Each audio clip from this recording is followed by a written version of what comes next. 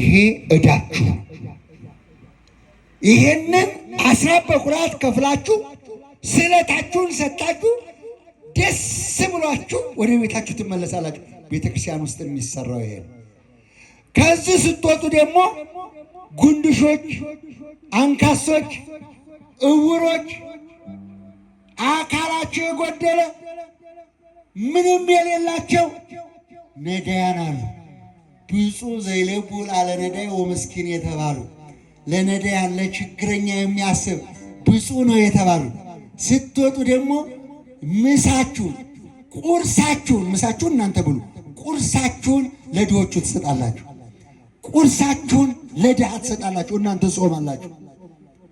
ስለዚህ ስትወጡ ለድሃ፣ ስትገቡ የእግዚአብሔር አስራትና ስለት በአደባባይ የሚከፈል ውዳሴ ከንቱ የሌለው ክርስትናችሁ የሚመሰከርበት እሱ ነው። ስለዚህ እናቶቼ፣ አባቶቼ፣ እህቶቼ፣ ወንድሞቼ አሁን 10 ደቂቃ ሰጣችኋለሁ። በዛ 10 ደቂቃ እዚህ ጋር መታችሁ አስራቴ ይኸው፣ ስለቴ ይኸው፣ መበያ ይኸው እያላችሁ እዚህ ጋር ታስቀምጣላችሁ። ሁላችሁም ነው አሁን መባረክ ነው። እንዴ 2,000 ጎደለች። እሺ በጣም ጥሩ። እሺ 2,000 ብር ወደ ባንክ አስገብተናል። 13,000 ብር ደግሞ ደረሰኝ ቆርጠናል። ይሄው 15,000 ብር እርሶ የሰጡን ብለው ይሄው ደረሰኝ ሰጥተውኛል። አታመሰግኑም እንዴ? እንዴት ያለ ነገር በል። እናንተን ስጡ ስል እኔ ሳልሰጥ አልሰጥምና አላዝምና ሁላችሁም እኔ እንደሰጠሁት እናንተ ቤተክርስቲያን ስገባ የትኛዋን ቤተክርስቲያን ሳልሰጥ አልሄድም። እናንተም ሳትሰጡ እንዳትሄዱ። የበረከት ቦታ ነውና መጣችሁ የባከነ ሕይወታችሁን እዚህ ቦታ አረጋጉ፣ እዚህ ቦታ አስቀድሱ። ይህ ቤተክርስቲያን ነገ ካቴድራል ይሆናል። በመከራው ቀን የደረሳችሁለትን ግን አይረሳችሁም። እግዚአብሔር በምህረቱ አይርሳችሁ፣ አይረሳም። እግዚአብሔር ያያል። ደሃነ ሀብታምነ፣ ባለጸጋነ፣ ታናሽነ፣ ታላቅነ፣ ባለስልጣነ፣ ተራ ህዝብነ ኃይልም ሰው በመሆን እግዚአብሔር ያያል፣ ያየናል። ሁላችንም በምህረት አይኑ ተመልክቶ ስራችን እንዲያከናውንልን ፈቃዱ ይሁንልን። የተማርነው በአይምሯችን ይደርብን። መልእክት ማስተላልፈው ምንድነው? እንደምናውቀው እንደምታውቁት እነ መላከ ሰላም ሰሎሞን ዘነበ ያስጀመሩት ይህ ታላቅ ቤተክርስቲያን እስከዚህ ድረስ መጥቶ አሁን ያለበት ምናልባትም ሲታይ ትንሽ ነገር የሚቀረው የሚመስል ግን በርከት ያለ ጉድለት ያለበት፣ ለምሳሌ አሁን ኮርኒስ ጅማሮ ላይ ነው ያለው። እነ ኮርኒስ፣ እነ ሴራሚክ፣ እነ ቻክቦርድ፣ አውደ ምህረት ደልሎ ማስተካከል። ቤተክርስቲያን ብቻውን አይመረቅም። መልሱን በደም መቼ ነው የሚመረቀው ብላችሁ ግራ እንዳትጋቡ፣ እንዳንተማማም። አንዳንዴ ሁልጊዜ በአዲስ ስንመጣ ሌላ መንፈስ ደግሞ በኋላ አሮጌነት ሲመጣ እንዳይሆን ያለውን ነገር ቤተልሔምን ጨምሮ እነዚህ ነገሮች በጣም ስንመክርባቸው ነው ሰሞኑን የሰነበት ነው።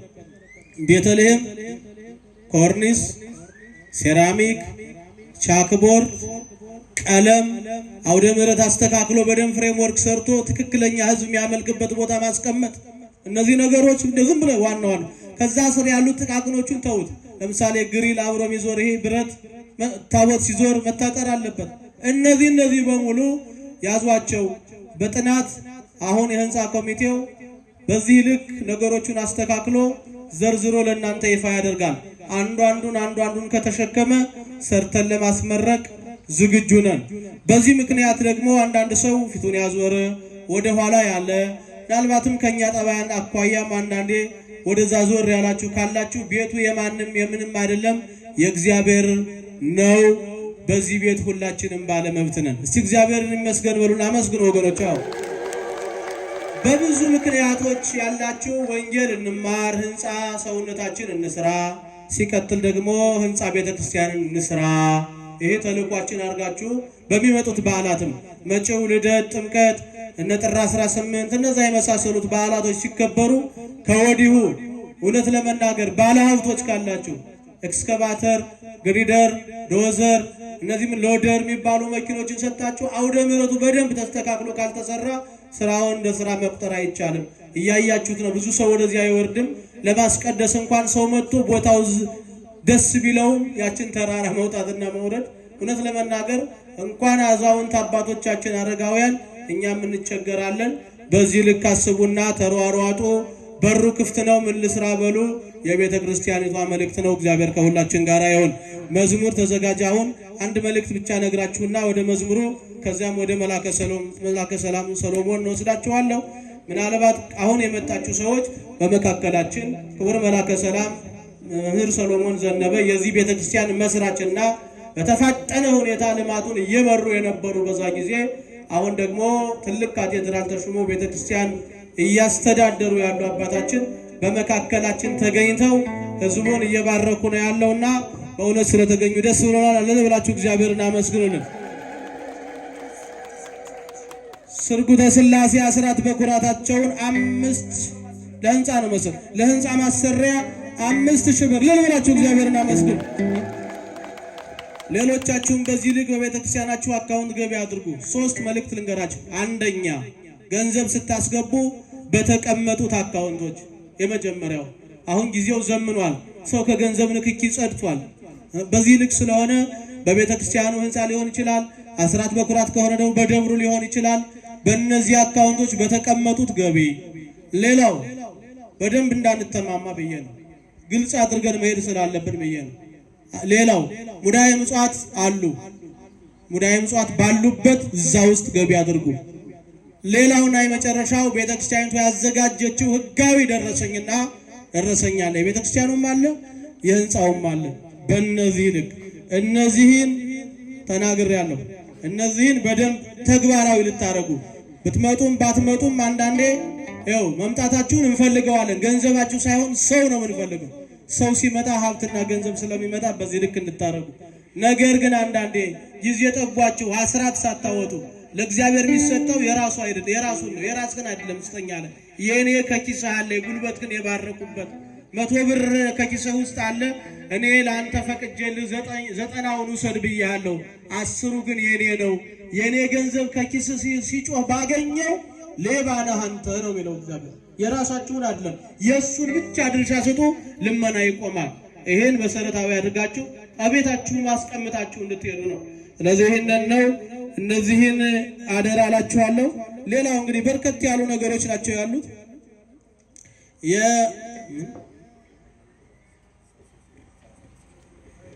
በር ላይ ቆመው ገንዘብ ለቤተክርስቲያን ህንፃ የሚያሰባስቡ ሴቶች አሉ። በእውነት ላመሰግናቸው እፈልጋለሁ። ባለፈውም እንዲሁ አንዳንድ ሀሳቦችን ስናነሳ በጣም ሊመሰገኑ የሚገባቸው እህቶች ናቸው። እስቲ ዘራቸው ይባረክ ብላቸው 3 ጊዜ አመስግኑላቸው። እግዚአብሔር ይባርካቸው። ድገሙት። ክብር ምስጋና ለእግዚአብሔር ይሁን። ክብር ምስጋና ለእግዚአብሔር ይሁን። አሁን ዛሬ ደግሞ በር ላይ ቆመው ለህንፃ ቤተክርስቲያኑ 35,000 ብር አስተባባሪ እልልላችሁ እግዚአብሔርን አመስግኑላችሁ። እሰይ በርቱ። ሁላችሁም የጊዮርጊስ ዘመኛዎች ሁኑ፣ የጊዮርጊስ አምባሳደሮች ሁኑ። አግዙት። ይህን ታል ምስኪን ደብር ነገ ካቴድራል ሲሆን ያኔ አሻራ የቆነው ትላላችሁ። ይሄ ስለሆነ ይሄንን ነው የምናስተላልፈው። ከዚህ ቀጥሎ ግን አንድ ነገር ላነብላችሁ ፈልጋለሁ። ንባብ እንዳይመስላችሁ። ሁላችሁም እዚህ ያላችሁት ቤተክርስቲያን እዚህ ስላለች ነው አይደል? መመና አይደል? ቤተክርስቲያን እዚህ ብትነሳ እዚህ የሚመጣ ሰው አለ? ጸበል ባይኖር እዚህ መኖር ይችላል? አይቻልም። ስርዓተ አምልኮ ጤናማ ደረጃውን የጠበቀ መለኮታዊ ስብዕናውን የጠበቀ መሆን አለበት። አሁን እዚህ ቤተክርስቲያን እኔ እንኳን ከመጣው የተረዳሁት የሚገርመው ነገር እዚህ ውስጥ ስጋ ወደሙ ይፈተታል። ትልቁ መለኮታዊ ክብርና ፍቅር የሚከፋፈለው ከመቅደሱ ነው። መቅደሱን ካልሰራን ትርጉም የለንም። አይደለም አይደለም ወይ? የመቅደሱ ክብር ከጎደለ እናንተም ትንቁናላችሁ።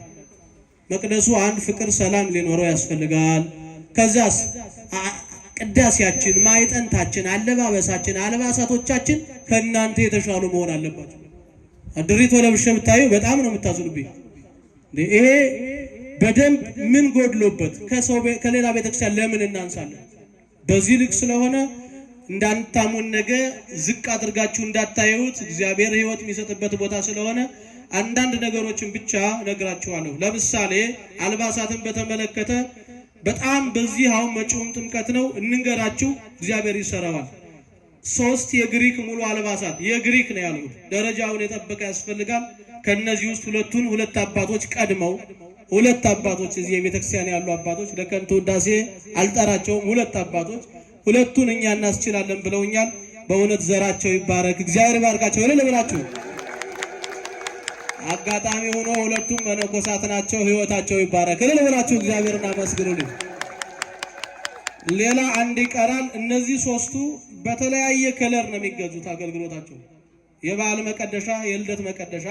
ምክንያቱም ዝም ብለን ኮስሰን ስታዩን ቤተክርስቲያኑን ዝቅ ታረጉታላችሁ። ስጋው ደሙን በኮሰሰ ነገር ብናቀርብ ዝቅ እንዳታረጉት። ህይወት ድህነት ከሱ ነው።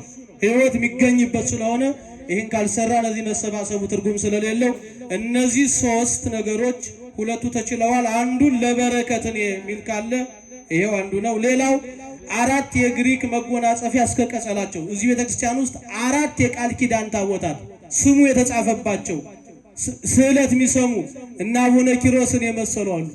እያንዳንዳቸው አንዳንድ መጎናጸፊያና ቀጸላ የሚከብሩበት ያስፈልጋል። ይህ ከማንም ጋር አይነካካም። በቀጥታ እኛ የልብሱን ብቻ ኳሊቲ እናገራለን። ራሳችሁ ወዳጁ ገዝታችሁ የምታመጡት እልል ብላችሁ አመስግኑ። እንደዚህ ነው አካሄዱ። እነዚህም አራት ሰዎች ቢሄዱ ይሄንን ቢገዙ በረከት ምን ላድርግበት የሚል አንድ ሰው በዚህ ልክ ክብር መገኘት ይችላል። ሌላው የቃል ኪዳን ታቦት ማክበሪያ እንኳን ተውት፣ እኛ እናስገዛዋለን። ለእናንተ አይሆንም፣ አይመጥንም። አራት የታቦት ማክበሪያ ይሄ ለኛ ይሆናል። አራት የቃል ኪዳን ታቦት ቅርታ ጻጻፌ እታች ያለውን ላነብላችሁ። አራት ትላልቅ ጥላዎች፣ ቀያይ ጥላዎች ጥምቀት ነው። አንዳንዴ ዝም ብለን የወደቀውን አንስተን የኛ የቤተክርስቲያን ጥላ ከእናንተ ካልተሻለ በምንድን ነው የምታዩ? አዎ መጥቷል። ትላልቅ ጥላዎች መጥተዋል። ቀያይ ጥላዎች አሉ። ቀያይ ጥላዎች አሁን ከ9 አብያተ ክርስቲያናት ነው ታቦት የምንወጣው። የኛ ቤተክርስቲያን ዝቅ ብሎ ባይ እንደመራ ነው አይቆጠርም። ይህ ቤተክርስቲያን ብዙ ተለፍቶበታል። ቅድም ብያለሁ። ቤተክርስቲያን እዚህ ድረስ አድርሳችኋል። እዚህ ያለውን መሰራት ካልተቻለ ሌላው መሰራት ስለማ አራት ትላልቅ የግሪክ ጥላዎች ማለት ነው ያስፈልጉናል። ሁለት ወርቃማ የግሪክ መስቀሎች ያስፈልጉናል። ሁለት የግሪክ ወርቃማ ጽንሃዎች ማጠኛ ያስፈልጉናል። ከዛ ቀጥሎ ያሉት እንግዲህ ስትመጡ በጣም ዝቅ ብለን ያለ ነው። አሁን እኔ ቢሮ አንዳንድ ሰዎች ይመጣሉ። እኔ ቢሮ ማለት ነው እኛ ወንበር ላይ ቁጭ ብለን እናንተ መሬት ላይ ቁጭ በሉ ስንል በጣም ይከብደናል። ይከብዳል። የሚገርማችሁ እዚህ ቤተክርስቲያን ውስጥ ያለው በሙሉ የተስተካከለ ሊሆን ያስፈልገዋል። እሱን ምናልባት እንደው ከቢሮአችሁ አካባቢ የማይፈለጉ ወንበሮች እንኳን ካሉ ሰከንድ አንድ የሆኑ አንደኛ እንኳን ባይሆን አንድ 10 ወንበሮች ቢሮ ውስጥ ለንስሐም ሊሆን ይችላል፣ ለቤተክርስቲያን ውይይት ሊሆን ይችላል፣ ሰበካ ጉባኤ መሰብሰቢያ፣ ሰበካ ጉባኤ እናንተ ነው፣ ህንፃ ኮሚቴው እናንተ ነው። እነዚህን የመሳሰሉ ነገሮች ያስፈልጉናል። እርዳታ የምንጠይቅባቸውን ቦታዎች ካሉ እነዚህ ነው። ሌላ እዚህ ቤተክርስቲያን እንግዲህ ብፁዓን አባቶች መጥተው ይወቁ አይወቁ አላውቅም። አሁን አንድ ሊቀ ጳጳስ ቢመጣ ይህ ቦታ እንኳን ለሊቀ ጳጳስ ለፓትርያርክ የሚመች አይመችም ወገኖች። እንዲሁ ስታዩት ገዳም ነው የሚመስለው። እግዚአብሔር በሚያውቀው ለጉብኝት ቢመጣ ይሄ ታላቅ ህዝብ ያለበት ዙሪያው ግን በዚህ ደረጃ ደግሞ ዝም ብለን ስንታይ ጥሩ ስለማይሆን የብፁዓን አባቶች መቀመጫ ሁለት ትላልቅ ወንበሮች በክብር የሚቀመጡ ቅዱስ ፓትርያርክም ሆነ ብፁዕ የሀገረ ስብከት ሊቀ ጳጳስ በዚህ ቢገኙ አንሰን አፍረን መገኘት በታሪክ አያስፈልግም። ስለዚህ ከመቅደሱ ይጀምራል ስራ። መቅደሱን ሳንሰራ ውጭውን እንሰራለን ብንል ብዙ ነገሮች ስለሚኖሩ እነዚህን ችግሮች ለመንገር ፈልጌ ነው። ብዙ የጎደሉ ነገሮች አሉ። የሊቃውንት ካባዎች የተወሰኑ አሉ። ግን ምናልባት አሁን ከእድሜም ጉዛት 3-4 ዓመት ሊያስገለግል ይችላል። ጥንግ ድርብ እነዚህ ሁሉ የሉት። እነዚህም በሙሉ ሰው ተከፋፍሎ በዚህ ልክ ደግሞ ቤተክርስቲያን የሚጎሉትን ደግሞ ነገ አስጠንተን በወረቀት ዝርዝር ምን እንደሚፈለግ እስከ ዋጋው በዝርዝር እንጽፋለን።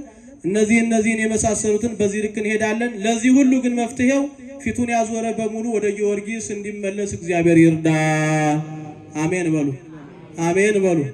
አዎ ዙሪያለሁ ሂጄ ነበር በብዙ ነገሮች ወደዛ ሂጃለሁ ያላችሁ ሰዎች በሩ ክፍት ነው። ኑ አናግሩን፣ እንነጋገር። አዎ ወደ ኋላ ያላችሁ ከእግዚአብሔር ጋር ነው ዋናው ትልቁ ግንኙነታችሁ። በእኛ ምክንያት ብዙ ነገር ሊኖር ይችላል። ነገር ግን እግዚአብሔር አይለወጥም። እውነት ሐሰት። እዚህ መስቀል ላይ ማን ነው የተሰቀለው? ማን ነው? ይህን መስቀል ኃጢአተኛም ሊይዘው ይችላል። መስቀሉ ላይ ግን ማን ነው ያለው? ማን ነው? መድኃኔዓለም ነው። ስለ መስቀሉ ብላችሁ የይቅርታ ቀን አንድ ቀን አድርገን ይቅር እንባባልና ስራችንን እንቀጥላለን። ጆሮ የሚሰማ ጆሮ ያለው በሙሉ የሰማ ቅዱስ ጊዮርጊስ ሰማዕቱ እግዚአብሔር በቅዱስ ጊዮርጊስ በሰማዕቱ አድሮ እየጠራችሁ ነው። እግዚአብሔር የወንጌልና የበረከት ጊዜ ያድርግልን። በተለይ የዛሬ ወር ደግሞ ቅዱስ ጊዮርጊስም ቅድስት ኪዳነ ምሕረትም መምህራነ ወንጌል ስሙ ከወዲሁ እንድትዘጋጁ ቅዳሜ ቀን ነው የሚውሉት። ሁለቱም ትልልቅ ጉባኤ ተሰርቶ ህዝቡ መጥቶ እንዲማር እግዚአብሔር መልካም ፈቃዱ ይሁንልን። እነዚህን የጎደሉት ነገሮች ግን በደንብ ዛሬ ስላገኘናችሁ ይህንን ነገር የምንናገረው ለዚህ ነው። የጎደሉትን እኔ የትኛውን ልቻል ብላችሁ እንድትሞሉ ጥሬን እያስተላለፍኩኝ ከዚህ በመቀጠል መዝሙር እንዘምርና የመጨረሻውን ጸሎት እናደርጋለን።